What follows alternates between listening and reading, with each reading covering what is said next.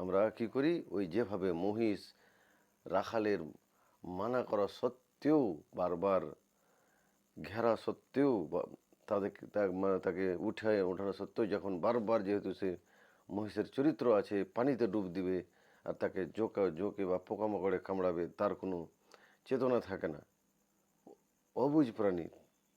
তা আমরা তাহলে মহিষের থেকে কত অবুঝ হচ্ছি, যে মহিষটা পানিতে জলে ডুব দিয়ে এবং তাকে জোকে কামড়ায়, এবং আমরাও আল্লাহর দেখানো পথে না গিয়ে এই দুনিয়ার মানুষের লোক দেখানো পথে আমরা গিয়ে পা দিই বা ডুব দিই এবং আল্লাহর থেকে দূরে সরে যাই।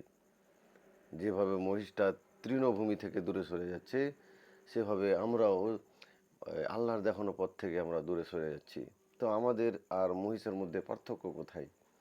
কোথায় পার্থক্য? এমনকি কোরআনেও উল্লেখ আছে যে